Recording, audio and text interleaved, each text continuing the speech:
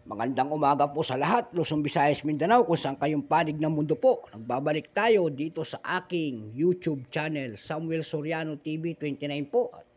Ayan, magandang umaga po sa mga nakasubscribe dito sa ating channel po at saka sa mga nanonood po. Ayan, keep safe po sa lahat. Meron tayong didiscusin po. Ayan, isang word coins andito sa ating harapan po. Ayan. Yung mga hindi pa nakapag-subscribe dito sa ating channel po, kung gusto niyo yung mga ganitong content ko po, ayan, pakipindot naman po ang ating notification bell para ma-update po kayo sa mga latest ko pang mga video po. At mahaba-haba pa ang ating pagsasamahan. Ayan po, kilalanin po natin ang Bahrain coins. Ayan.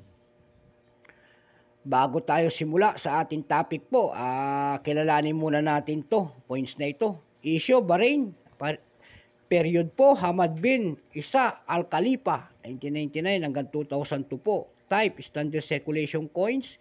Years, 1430 Islamic. Ayan, Islamic calendar po sa kanila. Ayan po. 1412 hanggang 1422 po. Ayan. Value, 10 pills, dinar, 1965, up to date po. Composition, bimetallic copper ring, center in brass ring. Meron po itong bigat na 6 grams, haba po na 24 mm po. May kapal po itong 1.9 mm. Shape, siyempre po, round. Orientation, middle alignment, number, N-2957 po. Reference number, KM-20. State of Bahrain po ito, 2000. Script po nito ay Arabic, Mapipulus Sadik. Ayan.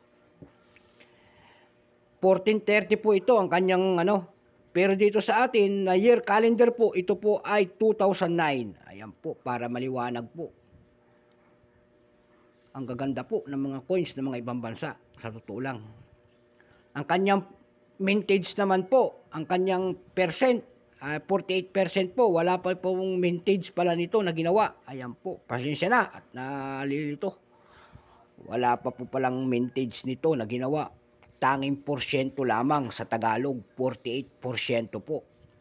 Pero doon sa ating numista.com po, mayroon na itong price appraisal. Ayan.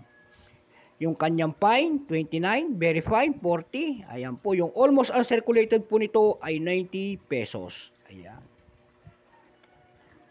Dumako naman tayo doon sa ating mga pandaigdigan na mga platform para malaman natin kung magkano ang mga presyo nito.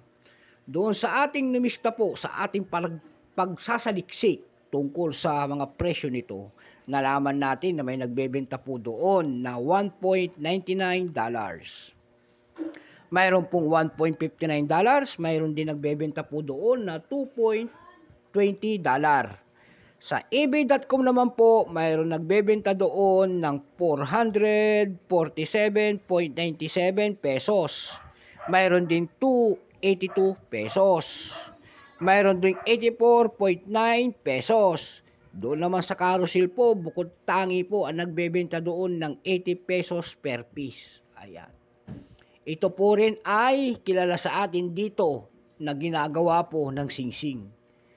Tinatanggal po nila yung gitna kasi parang 10 piso natin yan, natatanggal ang gitna, palalaparin nila yan kasi parang gold yan. Yan ang ginagawa nilang singsing. Matibay din po yan kasi may kakilala tayong gumagawa niyan. Ayan po. So hanggang dito na lamang ang ating vlog. Sana naliwanagan kayo sa aking pagpapaliwanag about sa coins na ito. At magandang umaga, Luzon, Visayas, Mindanao, kung saan kayong panig ng mundo po. Kung yung mga nanonood sa ating YouTube channel, maraming salamat po. Kung gusto niyo yung content ko na ito, pakipindot naman po ang ating notification bell para ma-update po kayo sa maagawin ko pang mga coins na vlog. Maraming salamat po. So hanggang dito na lamang po. Bye-bye.